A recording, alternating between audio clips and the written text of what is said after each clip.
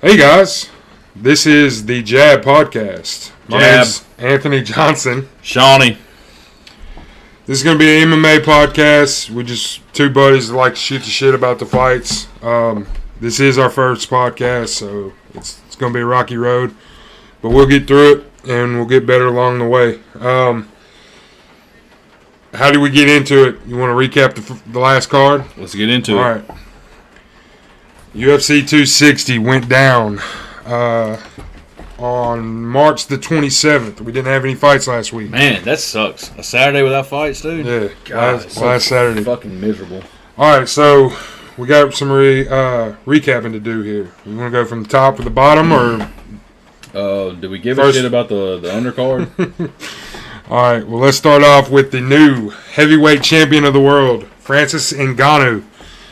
Knocks out Stipe Miocic in the second round. 52 seconds into the second round. Had him in the first round. Right. In the first.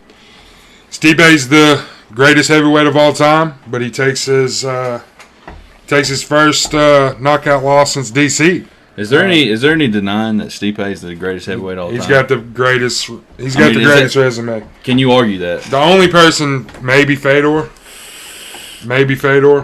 Kane was in the conversation. DC's up there. Fedor will always have the knock against him that he never was in the UFC. Yeah, he never fought top competition. Never was in the UFC.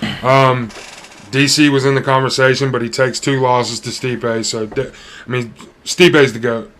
So how 100%. I know we talked about this before the podcast, but I'm in the position where I believe Stipe should hang him up. I don't know. I'm on the fence on that. I mean, Stipe still has life. I mean, he looked good in the first round. He looked good up until he got caught. I mean, he rushed in. He was picking his shots in the first round, and he rushed in. He got caught. I mean, Chuck went through it. A lot of great fighters go through it. He got caught. In that moment, he got caught. You just had to say something about Chuck on the first fucking 5 minutes of the podcast.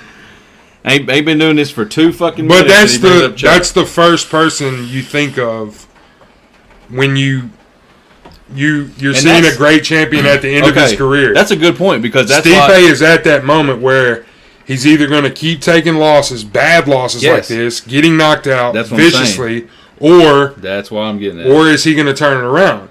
I'm on the side of he can turn it around and still compete at the highest level. Here's the thing. Ngannou is a motherfucker, dude. Ngannou has improved so much since the first fight. He's baddest dude on the planet. They had it nailed. The UFC fucking promoted it well. Promoted it well. That's my thing with Miocic, though, is he's at that point in his career. He every time he talks, he sounds like he just popped a handful of Percocets. He can't fucking make out sentences. But he sounded like that in his UFC debut. Jesus, I mean, it's just the way he talks. And that's the thing with Miocic is I don't want him to go down the fucking path Liddell went down. Right. And it just be. I don't want to see him go out like that. I mean, the thing he has on his side is the fucking UFC heavyweight division is the most piss poor division they got. I mean, and we're gonna get into that later. So before we say who's next for Ngannou, what would you do with Miocic if he's man? Because it seems like he posted on Instagram that he's back. He'll take time with his family and he'll come back. So who do you put him in there with? Maybe like a Walt Harris or Rosenstruck. I mean, you put him that far. Yeah, I mean Rosenstruck. Blades. Maybe. I don't know if I take Miocic in that fight. I don't know. On the other side, Ngannou wins, and now the big fight that everyone's talking about is Ngannou-John Jones. And John Jones is in a fight with the UFC at the same time. Show me the money, baby. Show me the money. He's wanting $8 to $10 million. Yeah, he deserves it. He's the greatest fighter of all time. He is the GOAT. Okay, I agree with that. But at the same time, the UFC has to position themselves to make money as well. They own these fighters. They own these fighters. There's no union. Got the money, dude. Money ain't a problem for them. Those are some deep pockets. Right, absolutely. But give the man his money. Give the fans what they want. Absolutely. But Dana's thought process is, I'm gonna make this fight for the least amount of money, paying the fighters, right? Right. That's the whole. And he's gonna That's been his MO since they made the Zuffa contract. My thing is there's no union, so Dana pretty much has every fighter by the balls. I kind of look at the fucking UFC, the way they treat their fighters, like the NCAA treats their athletes. The athletes have all the fucking power. Right. They're the ones selling tickets. They're the reason why we fucking even are into this shit the way we are. Right. Pay these motherfuckers what they deserve. So and you'll get more positive results out of it. You'll get everybody wants to see this fight. It's the biggest fight the UFC can make right now. Yes. Oh, most definitely. There's no Izzy John Jones is not this big. It's not second biggest. It's second biggest. Khabib St. Pierre, but I mean, but that goes back to the thing of UFC doesn't. I feel like they try to make the super fights, but look, let's just go back. We never saw GSP Anderson. We never saw Anderson John Jones. All these fights they could have made, they always got to a stalemate. So is this, what I'm trying to say is this fight, Ngannou versus John, of that magnitude? Yeah. Of an Anderson GSP. Yeah, and the only one that would come, besides Khabib and George St. Pierre, the only thing that would come close would be Izzy and John. And with Izzy losing to Jan, I mean, it loses its luster. It loses its luster because, it takes away from the fight. Because John would dominate that fight.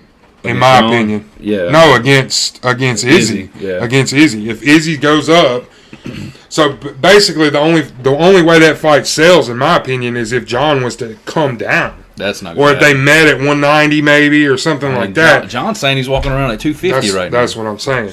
So let's play this now. If not John, who gets the next shot for Ngannou? Well, they're talking about Lewis right now. Right. Which is deservingly so. Yes. I mean, but the elephant in the room, the worst heavyweight fight of all time. It was the first fight. Yeah, most definitely. Nothing happened. If anything, 30 punches got thrown in 15 minutes. It was. But the counter argument to that is they're both different fighters. Yeah, Ngannou's elite now, and Lewis is elite as well. Miocic had the game plan the same as his first fight, and Ngannou stuffed him. Yeah. So I mean, let's not get it twisted. Lewis ain't gonna go in there looking for fucking wrestling and shit. He's right. He's gonna look for the knockout. Yeah. Just like every fight. I mean, he's got the most UFC knockouts for a reason. So we go down to the co-main here. Vicente Luque and Tyron Woodley in a one-round classic. Did he go one round or two? 3 minutes 56 seconds submission show. God, man, how probably the most action-packed 3-4 minutes you will ever see. That fucking pace that fight came out with. I mean, it was insane. If you have not seen that fight, go back. Do yourself a fucking solid and run it back. You're right. Like, definitely worth the 3 minutes. Right. Definitely worth the 4 minutes of your time. I mean, you're on Facebook, Instagram for way longer than that in each day. Just take 4 minutes and watch. It probably takes you longer to masturbate to Pornhub than it would to watch that fight. Okay, and now we're banned from every site on the internet. You can edit it, fuck and it took only 10 minutes. So what? I mean, Luque. I like a fight with Chiesa, Michael Chiesa, Vicente Luque. So who did Maya just get booked with? Maya. We'll get to that in the news here. I'm just trying to think of a... But Maya and Bilal Muhammad are scheduled to fight June 12th. Okay. So, I mean, I like Vicente Luque and Michael Chiesa. Yeah, it makes sense because everybody ahead of Luque at this point, I'm pretty sure, has already got a fight booked. As far as rankings, right? As far as the UFC rankings, correct. Which are that's total trash. But I mean that's what they base go their by. fights That's what they go of. by, right? I mean, and I say total trash as a great transition on our first podcast to go to Sean O'Malley, who is unranked. Wow, what a performance! Yeah, what a performance! A lot of people, this was the fight to say, this is his toughest test, even though he lost the Marlon Vera. Chico Vera, I would say was still a bigger test than Thomas Almeida, but this is a huge test nonetheless. Drops him in the first round.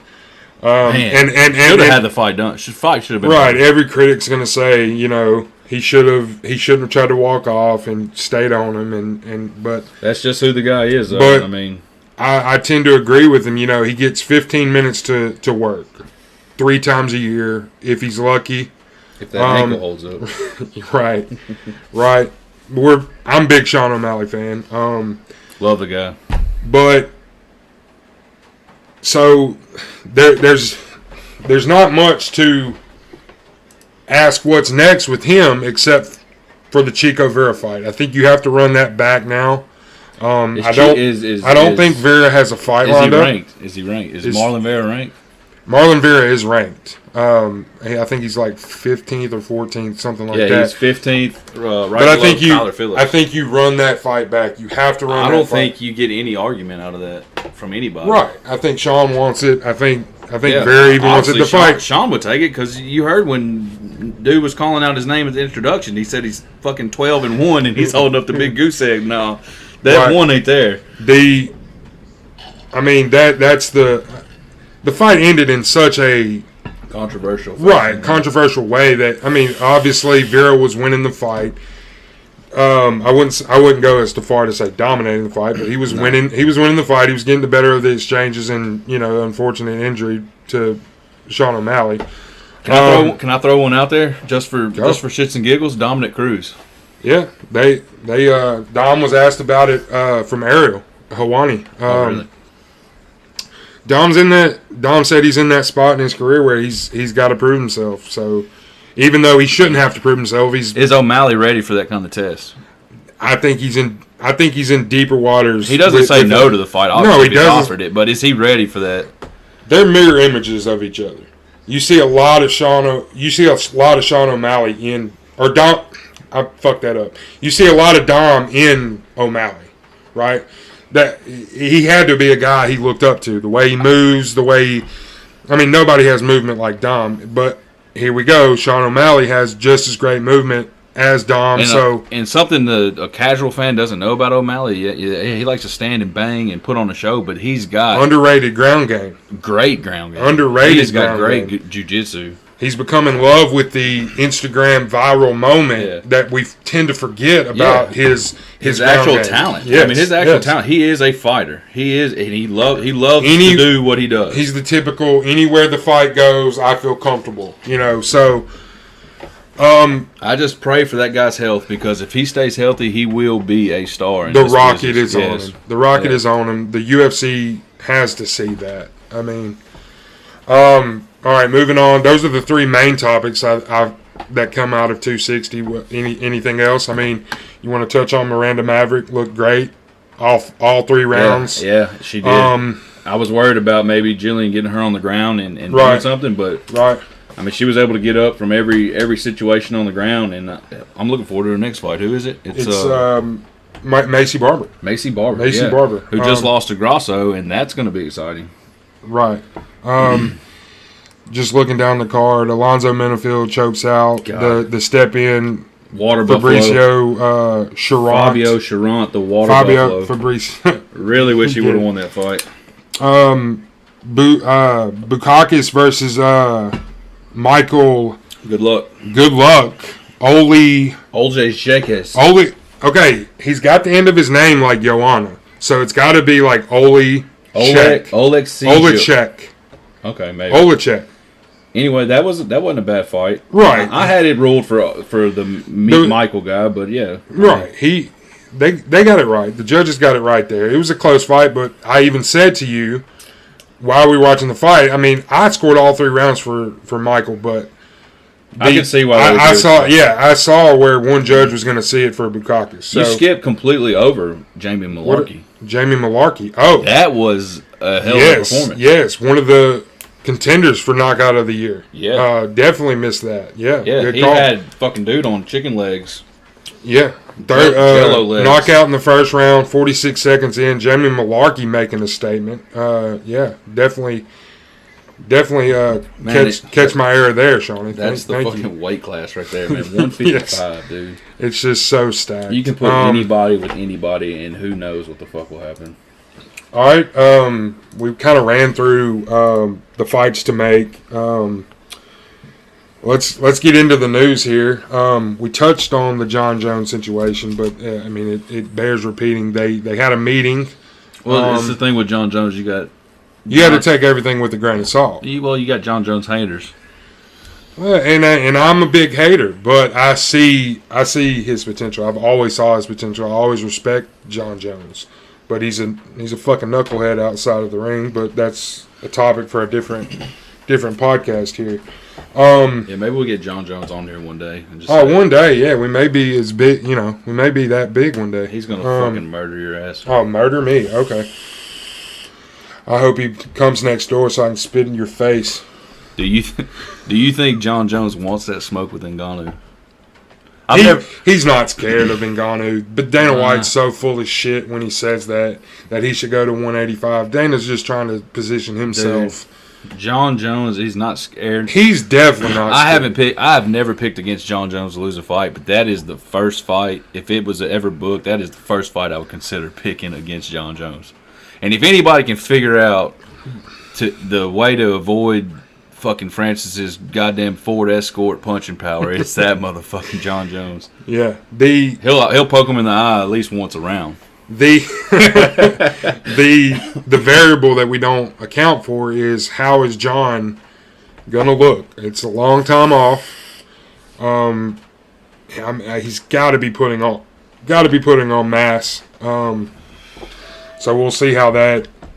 I know that video they posted. He looked like a big boy. Yeah, how big a boy are you? Yeah, I mean he's definitely going to be ready. That's what did Francis weigh in that Ngannou fight? It wasn't both way under the limit. No. Ngannou was like 263. Oh, okay. Stipe came in at like the lowest out of all three DC fights. He was even lower than all those last Saturday or 2 Saturdays ago. No, I always say last Saturday because I'm so used to cards every week.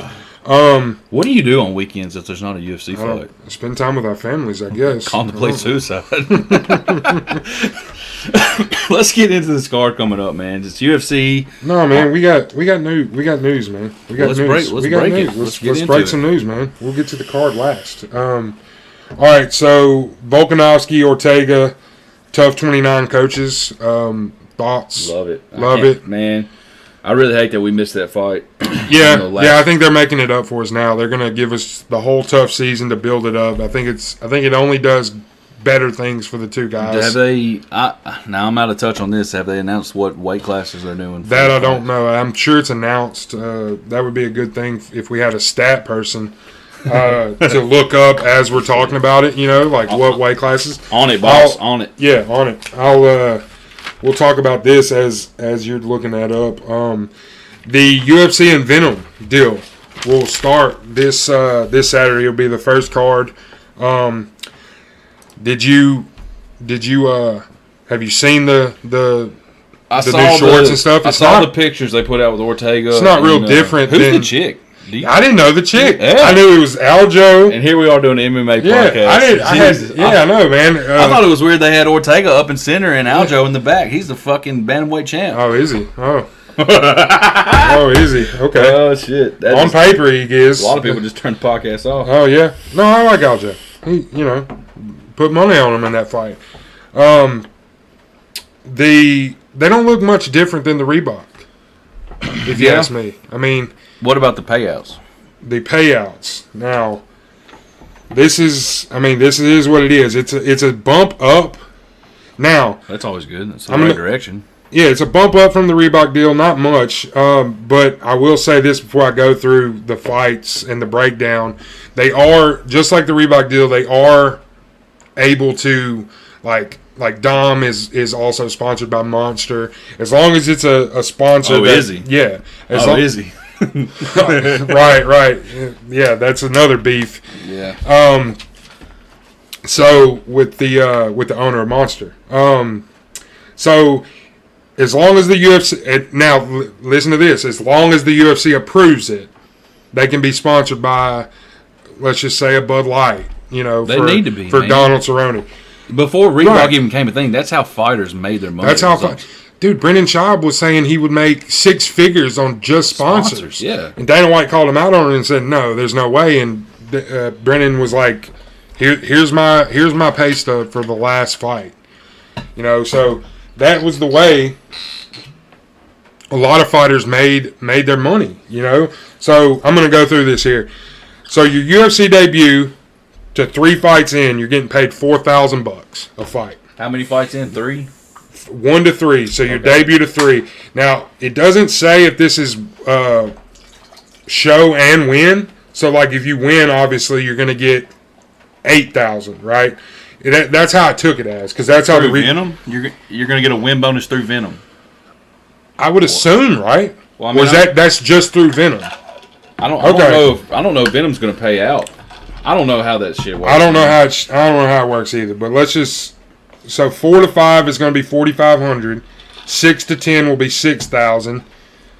11 to 15 will be $11,000. 16 to 20 will be Stop me when I'm boring. 16 to 20 will be $16,000. 21 plus bouts, you're getting $21,000 a fight. Let's get it, boys. Number 1 contender going into a title fight, $32,000, and the champs make $42,000. So you're right. That's got to be separate from the UFC deal. So you're right. Okay. So this is just hey, I'm wearing your Venom shorts and gloves and whatever to the ring. That's got to be. I don't have a choice, but I'm wearing your Venom shorts and gloves. Yeah, I don't have a choice in the matter. I'll take what you give me. Right. Okay. So let me throw this out there real quick. The new Tough season. Right. Okay. It's going to be Stat Boy. Bantamweight and middleweight. Bantamweight, middleweight. Yeah, 135 and 185. 2 stacked divisions as we sit here right now. Hey, I'll take all we can get. Do we have a premiere date by chance on this article? Breaking news. March 2021. So hopefully sometime this month. So March 2021. So we're in April. So hey, they might break it this Saturday. So y'all tune in. Yeah, tune in to ABC. Early start. 2 Central for the main card. We'll get into that a little bit later. Man, early tailgate. Worth to note here, Paddy Pimblett signed with the UFC. Heard the name. Definitely heard the name. Seen the viral clips of his work and his call outs of everybody. Do you know his weight class? Great question. If we had a stat boy, I don't know much about the kid. I want to say it's bantamweight. Yeah, I'm not too familiar with his work, but it was noteworthy because. Is he Cage Warriors? The guy, yeah, Cage Warriors. Dude, Cage Warriors. The guy is electric. 155. 150, so lightweight. Holy put shit. him into the put him into that mix. Work him up into that. Jesus. All right, we're gonna get into some fight announcements over the past 2 weeks. Huge fights. Nate Diaz, Leon Edwards. Let's get it. To be co-main event, first 5-round co-main event fight in UFC history. What? Yeah, it'll take place at 262. That's going to be. Why is it 5 rounds? It's just it's what they wanted. They both agreed to it, and UFC. Let's fucking get it, boys. It's a 5-round co-main event, first non-main event 5-round fight in UFC history. Let's fucking go. That'll be at 262. 262. That's going to be Chandler Oliveira. I think you're right, sir. Okay. Dude, I mean, I love Nate. We didn't see much from Leon Edwards. We didn't see much. But dude, what we did see of him, he looked sharp, lightning fucking quick. Right. So, and Nate. Nate's what you're hitting with Nate, man. Nate's going to feel. We'll break it down more in depth. We're just kind of running through them here, but dude, you know, I love the fight on paper. Nate's game with anything. I love the fight on paper. It's gonna be fireworks. Huge fight, July 10th. The trilogy, Poirier Conor 3. Red panty fight, baby. Yeah, let's get it. They're 1-1, 2 stoppages, or each have a stoppage over the other. So. We'll see what happens there. Yeah, but only one of those fights has been at lightweight. Very true. I tend to think if Conor loses here, I think it's done. I think he's done. No shit. I think he's done. I think if he cannot beat, I mean, what would be the intrigue? He could still fight and You could run the Diaz fight back if he You could always run the Diaz fight. There's fights out there to be made. There's always going to be money with the McGregor. There's always going to be the audience, but it will never be. Now, he's not the same McGregor he's been. You know, he seems to be on a straighter path here. He's got kids. You know, I think if he lost this fight, yeah, it would hurt. It would hurt the UFC. The UFC definitely does not want Conor to lose this fight. Right. But if he did, he's got options. He could move up to welterweight. He could go back down to featherweight. There's always will be interesting fights for Conor. Most definitely. So, move down here the list. Korean Zombie versus Dan Ige. Love it. Main baby. event June 9th on a fight night card. Dana, go ahead and get him 50. Yeah, 50 piece ready. 50K Ige. Yeah. Gilbert Burns returning off the loss to Usman to face Wonder Boy, who just fought Jeff Neal. Love it. That's going to take place July 10th on the Conor card. No shit. Conor Poirier card, yeah. Let's see. Heavyweight battle: Alexander Volkov versus Cyril Gane. Good. June 26th, fight night. We spoke about it a little bit earlier. Damian Maia returns after a year and a half later. I don't think he fought during the pandemic. Couldn't tell you. He returns against Bilal Muhammad June 12th. Amanda Hebos versus Angela Hill. Yes. That's a good fight. Yes. Miranda Maverick, we'll stick with the women's MMA here. Miranda Maverick versus Macy Barber. And Aspen Ladd versus Macy Chasson. See what we get with that one. Right. I mean, Aspen Ladd's coming back from a torn ACL. Right, and then Macy Chasson hasn't fought a wrestler like Aspen Ladd. Right. She fought Marion Renault in her comeback fight from injury and didn't look that great. I scored. At first I scored it for Renault. I actually rewatched the fight and I could see Chasson winning the fight. It was unanimous. I could see that. I had it for Chasson, but Aspen Ladd's a thick girl and she will get in there and put that weight on her and we'll see what happens. I mean, Chasson's a tall, lanky broad and she can keep her distance between her. She could win that fight. Shawnee, your favorite fighter, Greg Hardy, is back UFC 264 to take on Tai Tuivasa. Dude, don't make me quit on the first day. Fuck that guy. What, you don't like Greg Hardy? That woman beating motherfucking. Oh. I mean, I know he's the hometown boy around here, but fuck that guy. Oh. Fuck that guy. Not fans of Greg Hardy on this podcast. Who's he fighting? Oh, Tai Tuivasa. Bam Bam. Yeah, I mean, I could see Greg Hardy winning that fight as much as I hate to say it, but How? How do you see him winning that fight? Because that's the fight he wants. He don't want a fight that's going to end up on the ground. He's going to want somebody to stand and bang with him. And Bam Bam Tuivasa will stand and bang with you. And I hope I'll be drinking a shoey that night. That's all I'm going to say. We don't give away picks here early, but I'll be taking Tai Tuivasa in that fight as well as Shawnee. This fight is in the works, not made official yet, but it's noteworthy. Jeff Neal versus Neil Magny for UFC ESPN 24 is in the works, not officially made yet. Now, Jeff Neal's last fight was Wonder Boy, and it was a long layoff for him. Right. And Wonder Boy, that fight wasn't close. We'll see how Jeff Neal got the little bit of the ring rust out. That's a real thing. That's another topic as well, too. I think it's a real thing for some fighters, but I don't think it applies to every fighter. Not every fighter, but it's a real thing for sure. Some guys. Kevin Holland doesn't know what ring rust is, but he's built different. Kevin Holland's built different. Yeah. He doesn't give a fuck about anything. Can't wait to talk about Kevin Holland here in a little bit. Let's get into it, man. On that note, Darren Till, broken collarbone. Here comes your boy Kevin Holland on 10 days' notice. Let's go. Maybe a little bit more than that, but let's say 10 days. 10 days sounds better. Steps in, short notice fight. He's the new cowboy. Takes the fight on short notice against a game Marvin Vettori. And that's your main event of the evening, and we'll get into that. You want to start at top to the bottom since we're previewing the fight here? Let's start at the early prelims and work our way up. I mean, It's the main event for a reason. Okay. All right. Impa Kasanganay versus Sasha Plotnikov. Wow. Not much to say here. I do know this. Casagny's a minus 320 favorite according to FanDuel Sportsbook. You can bet, no free ads, but you can bet in Tennessee on the FanDuel Sportsbook.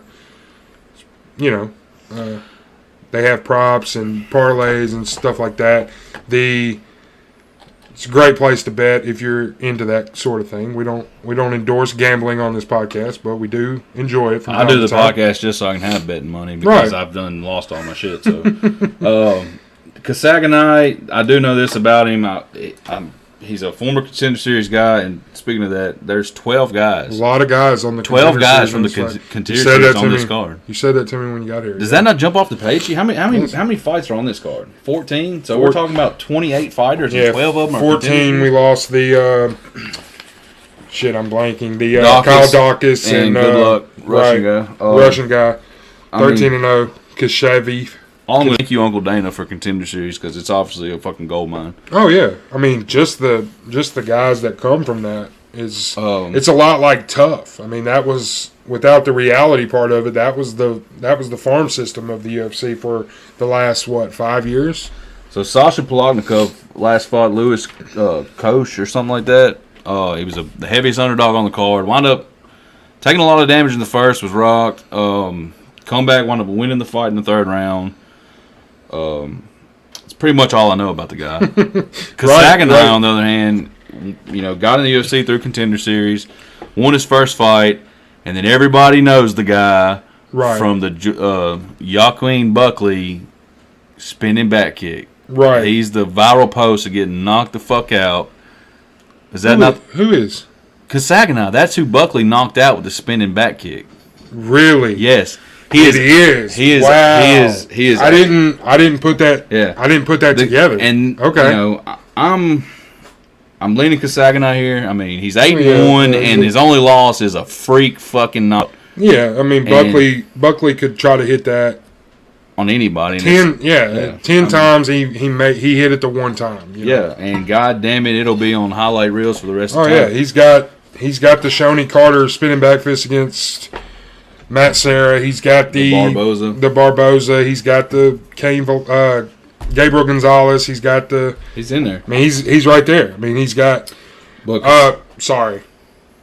He's got the Jorge Masvidal flying knee over Ben Askren. We're going to talk about the Ben Askren bullshit. Jake Paul, this is a strictly MMA podcast. We do not talk about celebrity exhibition boxing fights here. All right, next fight. Are we doing picks now or at the end? Let's go ahead and do them. Casagny. Casagny's going to win it. I mean, he's 8-1. His one loss is a freak knockout to a good fighter. Buckley is a good fighter. I'll lay the chalk here of 320. 320. Right. I'll lay the chalk. Yeah, Casagny. Let's go. All right. Donghyun Jung versus William Knight. William Knight was supposed to fight Alonzo Menifield on UFC 260. Had to pull out. He takes a fight on short notice against Donghyun Jung. It's light heavyweight. It's light heavyweight. Jung is a minus 154 favorite. Knight plus money at 126 on the other side. I like Knight in this fight. I liked his chances against Menifield at 260. It was unfortunate. I want to say that he was either the favorite in that Menifield fight, or they were both minus money. It was somewhere in that ballpark. Right. William Knight's built like a fucking brick house, and he's the first fighter to get a developmental deal with the UFC. I think he had, after this Contender Series fight, I think he had one fight away from the UFC. And he came back. Yeah. I want to say they've done that before with a guy, maybe. Fact check us, but I mean, this dude looks like a fucking bodybuilder. I don't think if you ran up on the street, he'd look like you would think he's a fucking. I'm MMA taking him. I'm going with the underdog here. I like William Knight. I liked him against Menifield. Don't know much about Donghyun Jung, but I like William Knight. I think he gets the dub in this fight. I'm rolling with Knight, but I won't be surprised either way. I think there's value there if you want to take him. He's 9-1. 8 knockouts, 1 decision. One decision. I believe that's right. So we'll go to the next fight, and this is the order off the UFC webpage. If you go on Sheerdog, it's kind of in a wonky order. They usually get it right on Saturdays. Right. Sheerdog will, they'll switch it up, But according to the UFC site, the next fight, Luis Saldana versus Jordan Griffin. Both these guys, Contender Series, the winners. Both guys. Right. From my research, Jordan Griffin has a hell of a choke. If you look at his previous fights, I think he's got like 4 submissions, and they're all some kind of choke, rear naked choke, guillotine choke. Trains at Rufus Sport. He's a veteran, 31. 18 wins, 8 losses. Kind of a mixed bag. I mean, he's had good losses. He's had good wins, bad losses. He's kind of a up and down fighter. Bad losses, but his last 3 losses are Chaz, right. Dan Ige, and Yusuf Zalal. Right. All them guys in the UFC and doing pretty well, in my opinion. But if you look at his wins, but he didn't look great against Dan Ige. I mean, let's be honest. He didn't look. Sure, I mean. Right, but who, as of lately, who has looked good against Dan Ige? Calvin Kattar, but I mean, I had Ige in that fight. Right. So who you going with here? I like Saldana. I like Saldana as much as we just talked about.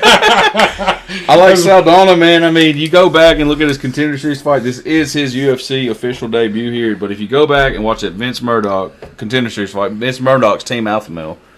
Right. He came in and he lands 2 front kicks from hell, knocks dude on his ass, gets on top of him and has him in like it's almost like a mount triangle and just pounds away at him and gets the stoppage. It's great.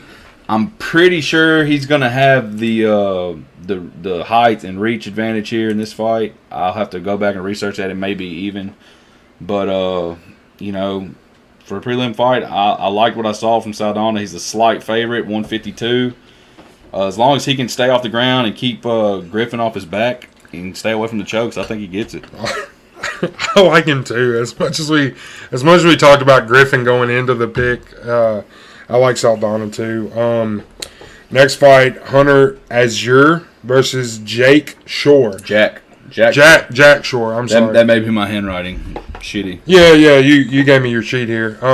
Again, last names don't tweet at us and this is hard, guys. But we do know what the fuck we're talking about.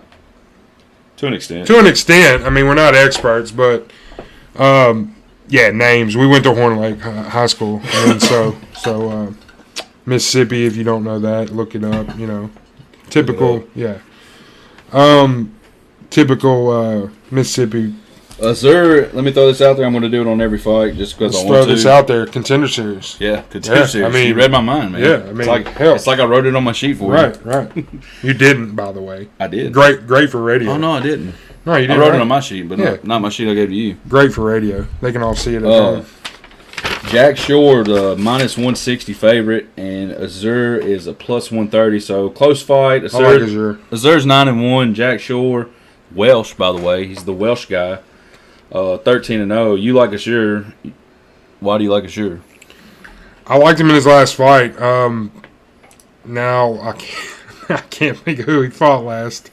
I'm trying to pull it up here. Cole Smith on the Overeem Saki card. That was back Sakai, whatever. Sorry, I'm gonna be that guy. Yeah, be that guy. But when you butcher, I'll butcher the next fight here.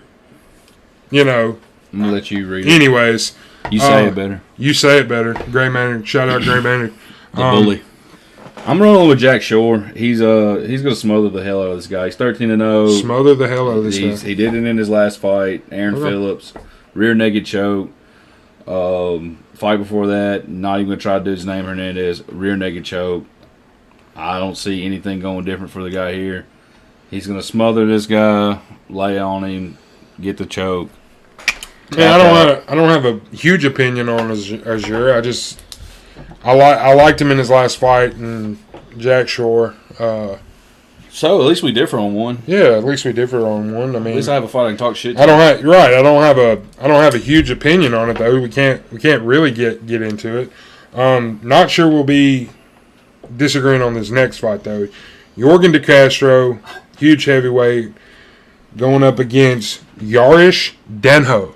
Damn it, boy! I think that was it. Dude, I was gonna say Georges, but I mean, I like he's Arab or Syrian or something like that. So I mean, is Arab? Is that gonna get us canceled? Arab? Fuck it. No filter. Yeah, Yorgan De Castro's minus money to win by knockout on FanDuel Sportsbook. I can't wait till we say Barstool Sportsbook. Barstool, what are you doing? Get in Tennessee. Let's go. I can't wait till we. You didn't even throw out the reason. I mean, to me, this fight right here is the definition of why the UFC has a heavyweight division fucking problem. What? De Castro, Contender Series alumni. No. Donho. You don't say. Donho, I guess is that you said. Danho. Danho. I said Danho. Okay, well, I'm American. I'm saying Danho or Donho. I'm a man. I'm 40. Come at me, bro, if there's a problem. I didn't major in any fucking languages, so Donho hasn't fought since fucking 2016. 5 years.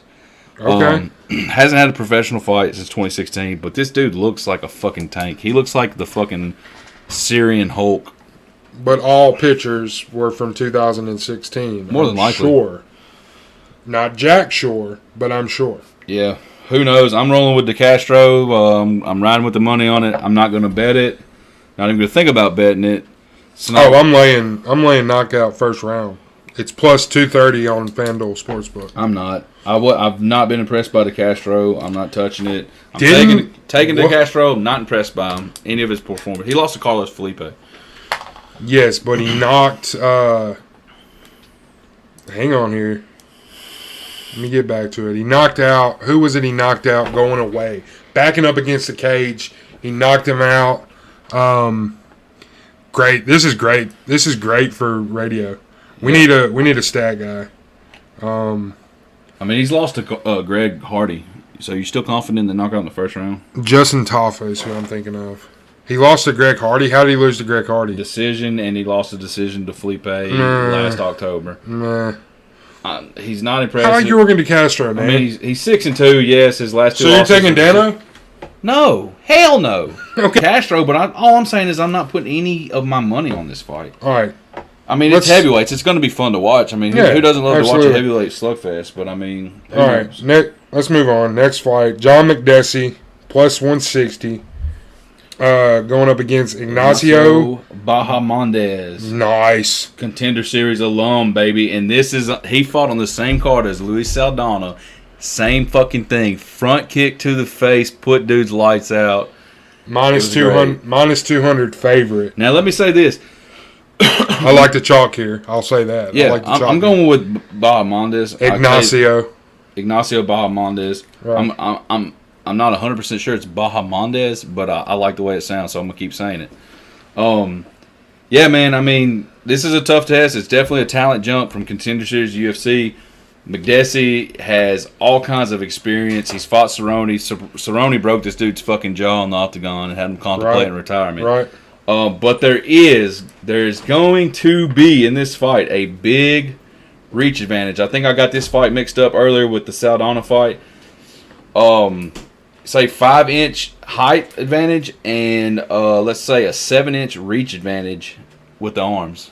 Nice. Yeah, I'm rolling with Bahamondes here all the way, and that's why we have you, man. That's McDessie's might retire after this fight. Who knows? So that's all I got to say about that one. We're calling for gloves left in the ring via John McDessie. That's all I got to say about the war in Vietnam. I agree with you. Not for as many reasons, but yes, I mean John McDessie. I can't pick him. I don't know. Call me crazy. Next fight, Norma Dumont. Yes, good fight. Aaron Blanchfield. Seen Dumont fight. She's a really good fighter. Pull up Blanchfield on your shit. I'm gonna pull up Dumont. Yeah, there we go. Dumont's 5-1. You pull up one fighter, I'll pull up the other. That's Dumont's 5-1. She's had 2 fights in the UFC. Her first fight in the UFC was February of last year. She came in on short notice and gets a Megan Anderson in a weight class heavier than what she originally fights at, and she got knocked out in 3.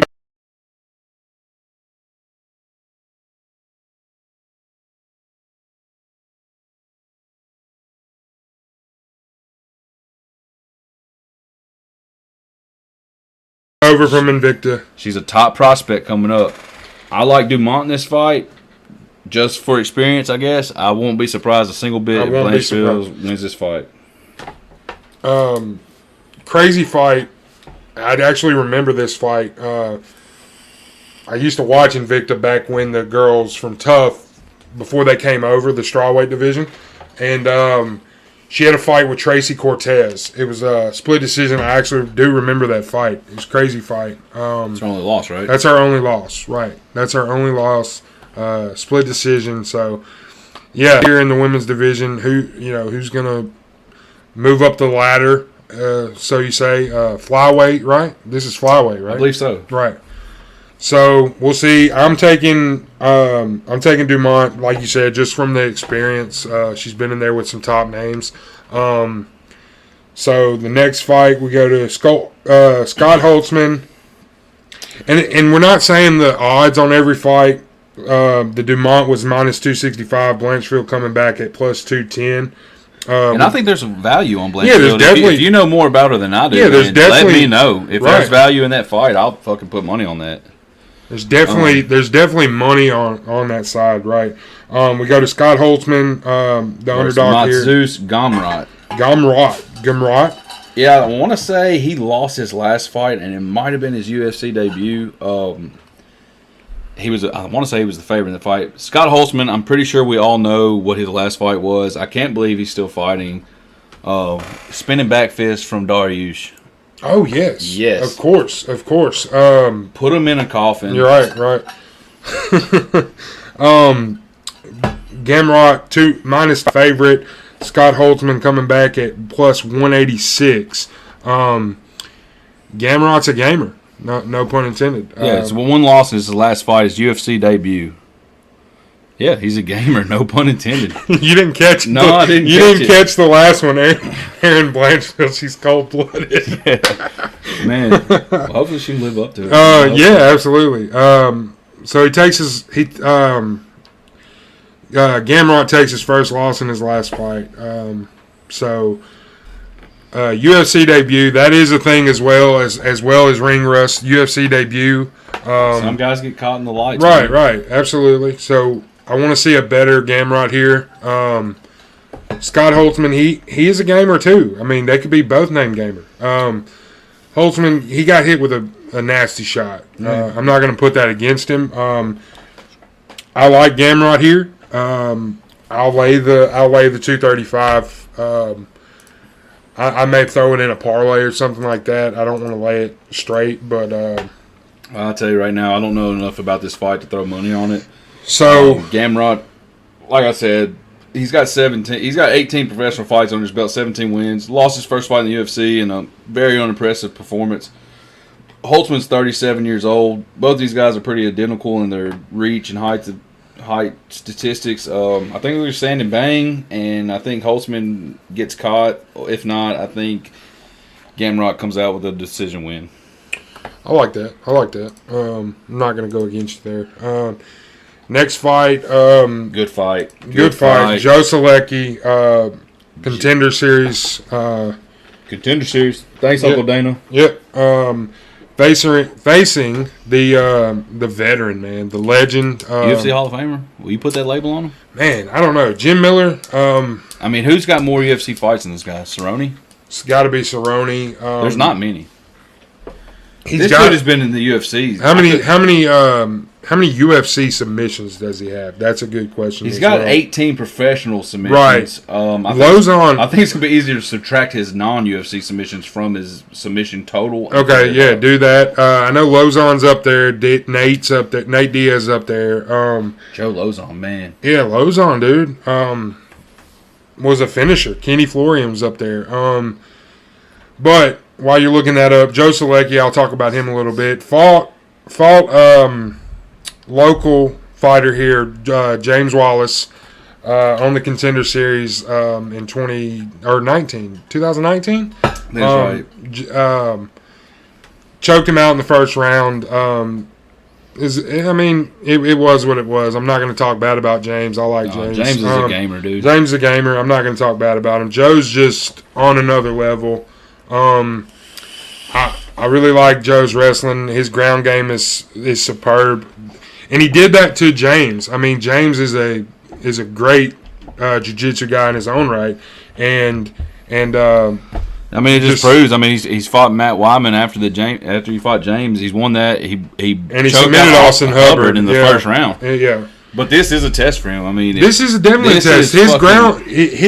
His ground game versus Jim Miller's ground game will be the story of this undercard. This is the biggest. Everybody counted out Jim Miller after the Clay Guida fight. He lost Scott Holman's decision. And then everybody had Roosevelt Roberts picked in the Miller fight, and Miller come out with a submission in the first round. Yeah. Lost his last fight decision to Vince Pichel in August. I hope Selecki wins. I'm probably going to take him just because he's the only guy I'm excited. But I'm excited to see what the future holds for him. But this is a major test for Ken. Yeah, Jim Miller is in the Derek Brunson. I always go back to this. UFC has a tendency of throwing these up and coming guys to the veterans, the well known, and try to, if Joe goes out and gets a statement win over Jim Miller, he's quote unquote made, right? He's gonna get a bigger fight, and that's the way you build guys. I'm not saying anything bad about the UFC. It's just Jim Miller has the tools to beat a young guy like this. I actually see the fight standing, believe it or not. Really? I see Joe not afraid to go to the ground with Jim Miller, but wants to avoid that. It's obvious that, and by the way, to answer the question earlier, Jim Miller has 10 submission wins in the UFC. He has 18 total, right. 10 of them in the UFC. Right. Both these guys are ground guys, and I think it would be exciting if Selecki comes out here and finds a way to get a submission win against Miller. I don't think it'll happen. I think this is going to end up a decision. I'm leaning Selecki now. That might change. I don't know, but I'm leaning Selecki too. I'm leaning Selecki. I think we all love Jim Miller. I mean, he's UFC borderline UFC. Yeah, borderline UFC Hall of Fame. Maybe he'll get one of his fights in there, kind of like Clay Guida, a guy that's a borderline Hall of Fame, but the UFC, throws ode to him and gives him a fight in the UFC Hall of Fame. All right, we'll move on to the main card. Main card. Dude, how about fireworks to start the main card here? Absolutely. Mike Perry. 29 years old. 29. Now pull up D-Rod. He's like 35. Daniel Rodriguez, minus 170 here. Contender Series, Daniel Rodriguez. Plus 138 for Mike Platinum Perry. We don't as much as we don't like Greg Hardy, why does Mike Perry get a pass here? So he allegedly beat women. Who said we gave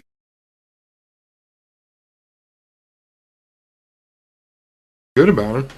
What the fuck did I say that was good about Mike Platinum Perry? Oh, I don't know. I called him Platinum? No, I think I called him Platinum. I don't know. So you're talking good about the guy? Oh, fuck. Oh, shit. So I advocate. No, fuck Mike Perry. I do think if he... Who's cornering him? Till? Yeah, I don't think so. Fuck, it might be Daniel Rodriguez. Right. Hey, man, throw here. As you know, Mike Perry's... I don't know who's listening, but Mike Perry's a dumb piece of shit. He got in trouble before his last fight in November. Yeah, he's a racist. Girlfriend came out, let out his police calls. Even his own mother fucking picked his fucking wife up because he beat her. He said the N-word at a bar. Yeah, he's just a piece of shit. Just a piece of shit with no filter. He really needs his life together. I'm not going to wish anything bad on anybody besides Greg Hardy. I hope this guy, gets his shit together. He came in his last fight against Tim Means, which Tim Means took that fight on short notice, if I recall right. Right. But he came in so fucking overweight, and he was talking about how he was eating cheeseburgers on Monday. Right. And he came in like fucking 5 pounds overweight. But he gets a pass from the UFC. Why is I don't know. That's it's really if it's anybody else, they're cut. He cut the guy who. The protocol. He had one. Everybody else gets one strike. What's in the bag? You talking about the dude? Yeah, they let him come back. Really? Yeah. Wow. But what's in the bag? He said potatoes is in the bag. What's in the bag? Potatoes. But his brother was the one who fought 2 weeks and ago. And he changed clothes, right? Maybe. Somebody was climbing on a balcony. We're all over the place here. But his brother was the one who got popped for steroids last week in the first fight, Abazar. But he got popped for steroids, had a long layoff, and so he said, "What's in the bag?" It's probably fucking steroids, but he said it's potatoes. Come on, man. You're going to risk the biggest fight of the fucking year. Anyways, on a bag of potatoes. Right. Get out of here. Anyway, fuck Mike Perry. Love Daniel Rodriguez. Contender Series alum. Got a killer left hook. Is that the name of this podcast? For this episode? Is that the name of this episode? Contender Series alum? It might as well be. It might as well be, right? Contender Series alum, a.k.a. ABC2. Right. Yeah. I mean, we're picking Daniel Rodriguez here. There's no doubt about it. Let's cut the shit. I mean, I'm not picking Mike Perry. Fuck I'm him. not picking Mike Perry. Even if in my heart of hearts, I thought he was going to come out here and knock Daniel Rodriguez out. Fuck him. I'm not picking him. I hope he comes in at weight. That's all I'm going to hope. I hope he comes in at weight. Knows? I hope this is a good fight. I will put money. I don't know what the line is. I will consider putting money on this fight does not go the distance because somebody is getting knocked the fuck out in this fight. I can tell you that. I had it pulled up, but tell me if the fight's gonna go the distance. If it, I'm sure it's negative fucking money. But D-Rod's good. D-Rod's real good. He's 13-2. Perry's 14-7. Coming off a loss to Tim Means, which Tim Means is a gamer. He can step in any fight, kind of like a Kevin Holland and whoop ass. Now I will say that Mike Perry's last 5, he's 2-3 with wins over Alex Oliveira and Mickey Gall, but he's lost to really good talent. Kind of a mixed bag, right? He's lost his last 3 losses, which he lost to Tim Means unanimous decision last time out, but his 2 losses before that were Jeff Neal, lost by TKO. Jeff Neal's a good fighter. Vicente Luque, split decision. So I mean, you can't knock Mike Perry on his in-ring talent. He's just a fucking bonehead outside the ring. Right. And really, he's more than a bonehead. He's a fucking scumbag piece of shit. So what would you say? Will this fight go the distance? What will you say? Yes. I would say no. You will say no. I'm saying what do you think the odds are? Oh, I'm sure it's negative money on the fight will not go the distance. No, it's both negative money. Oh. But no is the favorite, right? Yeah. I mean, so minus 126 on no, so the fight will be stopped, or yes at minus 104. So it's both negative money. So it's not really a. You know what I really. It's not really an opportunity to. You know what I really hope in this fight? I hope Herb Dean's the fucking ref, and that Daniel Rodriguez gets Mike Perry's back in a fucking rear naked choke and. He chokes Mike Perry unconscious, and Herb lets it go too long, and he just fucking gets choked unconscious for like 5 minutes. Is that possible? Damn, bro. And now we're canceled by the MMA community. Went a little dark there, but whatever. Fuck 'em. Next All fight. right. On a good note here. Coming back from pregnancy. Yeah. Nina Ansaroff. Both of them. Baby mama. Yeah. Mackenzie's been, Mackenzie's had like 4 fights back. Yeah, this is the mom fight, though. This is the mama on mama crime here, dude. Yeah, for sure. Nina Ansaroff was, on a good little win streak, if I recall, before she... She's got the best fighter in the corner, best fighter in the world in her corner here. Absolutely. She lost to Tatiana Suarez, I believe, in her last fight. That's right. That was 19. That's correct. But she put together wins over Angela Hill, Randa Marcos, Claudia Gadelha. So she was on a tear. I mean, do you see this fight going? Do you see this fight ending before the bell? I mean, is this fight going the distance?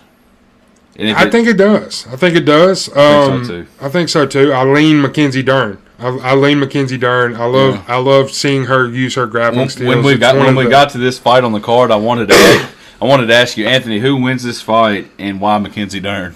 Because I know that's your girl. I know that's your girl. It is my her grappling is some of the smoothest and what's a great adjective as well in the UFC with the horn leg. Yeah. Nina Ansaroff's number 5 ranked, whatever fucking weight class this is. What is this? Flyweight? Strawweight? This is strawweight. Mackenzie Dern's 11. Mackenzie Dern has one loss, and I think it just happened not too long ago. Or Amanda Hebus. Hebus. And then she's riddled off wins against Cyphers, Marcos, and Jandaroba. Jandaroba's a good fight. I think Jandaroba's a really underrated fighter. Right. I think Nina can hold Mackenzie. Like she can. Mackenzie's going to get the better of the sprawls, but the exchanges on the feet are what's going to be the difference in this fight. Nina can stand and bang. You mentioned her wife's the greatest woman fighter of all time, and you can't say she can't stand and bang a little bit with not having Amanda in her corner. So that's the difference in this fight. I believe Mackenzie Dern does take her down. Anzarov beat Angela Hill in 2017. Angela Hill's an awesome right. That's why I just said that. Yeah, so I'm in the same. Angela Hill was a different fighter back then, though. She's on the rise now. As much I mean, I'm not a big fan of her game, Angela, but she is on the rise. I do respect. She's got Hebus next. Right, I said that in the news section of this podcast. I love the fight, man. I can't help. I love the fight. Yeah, I'm leaning Mackenzie Dern here. Decision. I think Nina does take it the distance, but I think Dern does eke out the decision here. Yeah, both of these girls are experienced fighters. I think this fight goes to decision for sure. I'm leaning Mackenzie Dern now. Come fight night, I may change my mind. Don't hold a gun to my head. Right. I'm taking Dern as of now. That could change. Yeah, that could change. We're recording this on a Wednesday. We wanted to get it out on Friday, so before the early card on Saturday. Next fight, we got Julian Marquez minus 194 favorite versus the veteran Sam Alvey. Mr. Miley Cyrus himself. Yeah. Coming in on short notice. He's filling in for somebody here. Plus 156 on Alvey on the return here. I don't know. I like Julian Marquez in his last fight. He was on the Usman card, I believe. Yeah, it was Maki Pitolo. Maki Pitolo. And Maki Pitolo was running the fucking show in that fight. And, right. And it was a comeback. Definitely one of the best comebacks. Yeah. Then he called out Miley Cyrus. He walked out to Miley Cyrus. Right. And then he asked her for a date. No, he asked her to be his Valentine. Because it was right. Yeah, and I saw a clip earlier today of Sam Alvey saying Taylor Swift's better. Sam Alvey said that? I love it. He said Taylor Swift's better. So there's one thing you don't do in the fight game is that's talk about another man's girl. So I'm rolling with Marquez in this one. Right. I'm rolling with Marquez. Smiling Sam Alvey. He's been in there. He's been in there with a long time. Vet for sure. He's coming off 4 losses and a draw to Danyun Jung, who is in the prelims here. Possibly fighting for his job. Dana will keep him around, I believe, if he loses his fight because he's taking it on short notice. If what you said no, Marquez is taking it on short notice. I'm sorry, excuse me. Okay. Yeah, man. He's replacing Zach Cummings. I think he's had like a month to prepare for the fight. I'll put it that way. Got you. Okay. Well, I still like him here, man. He's a gamer. You like Alvey in this fight? No, I like Marquez here. Okay. I like Marquez here. Sam Alvey, he's a tough guy. I think Marquez does enough to get it done here. But Marquez is going to have to. It'll be a stand up. Marquez is going to have to show improvement, right? Because Pitolo wrestled him and he couldn't. And he was. Pitolo ended up gassing a little bit, I think, in that third round, and Marquez found a way to win with the Anaconda choke, and slapped it on there and got it. So we're both going Marquez here? Yeah, Cuban Missile Crisis. Where do you rank that on fighter names? It's up there. Cuban Missile Crisis is definitely up there. I mean, that's close to getting... It's top 5. That's top 5? Yeah. No. You don't like it? No, I don't like it, man. The Cuban Missile Crisis? That's badass. It's better than Pitbull or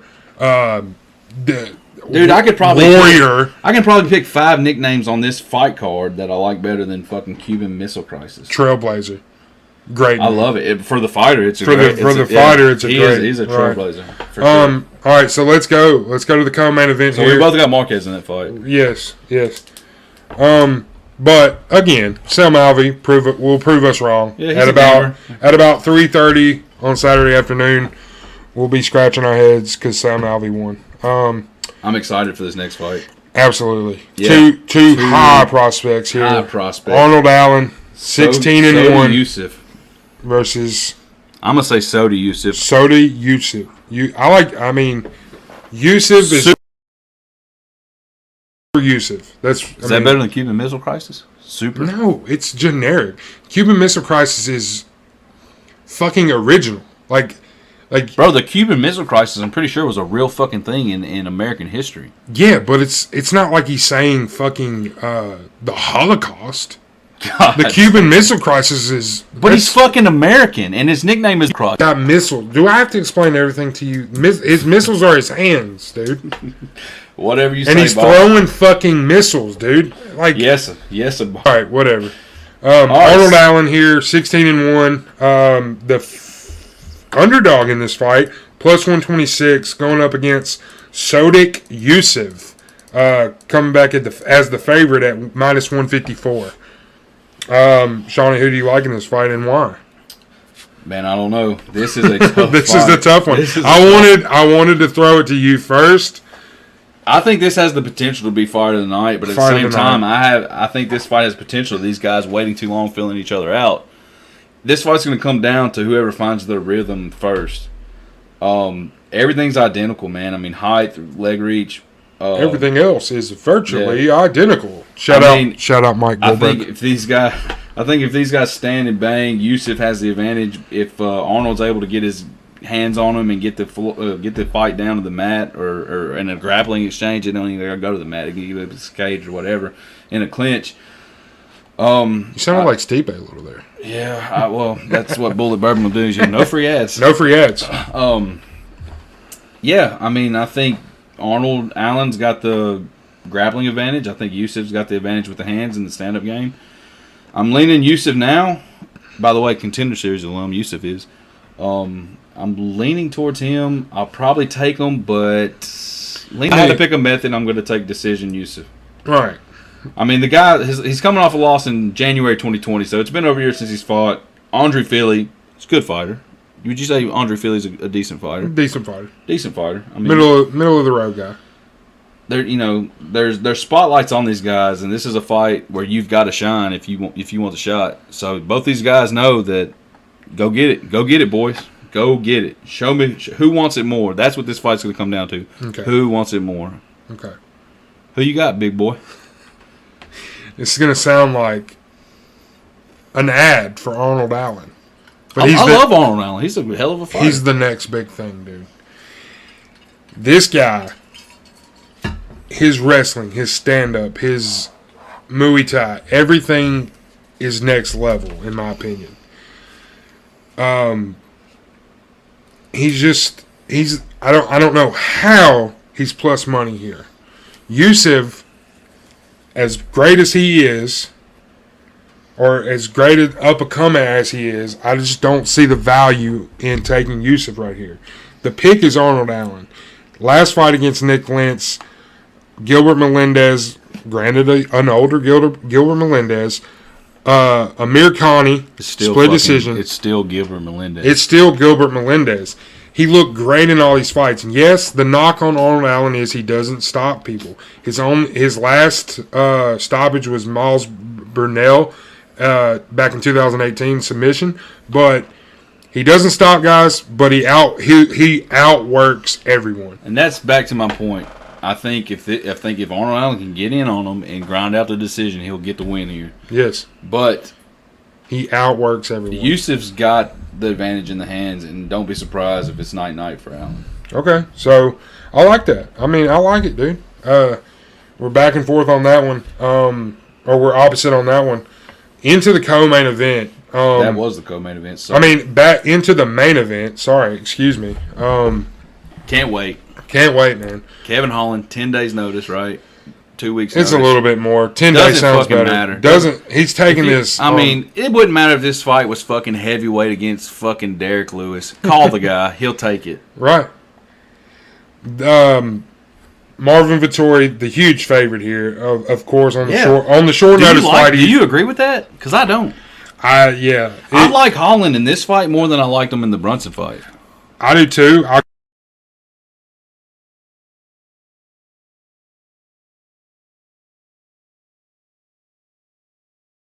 all the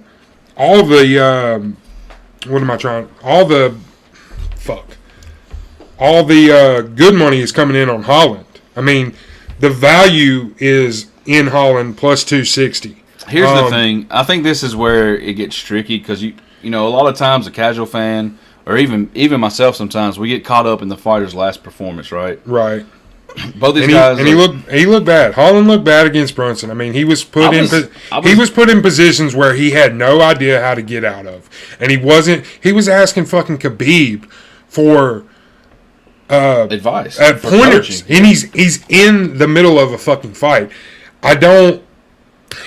Brunson put him in positions, and Brunson is not a world class wrestler, man. He's known.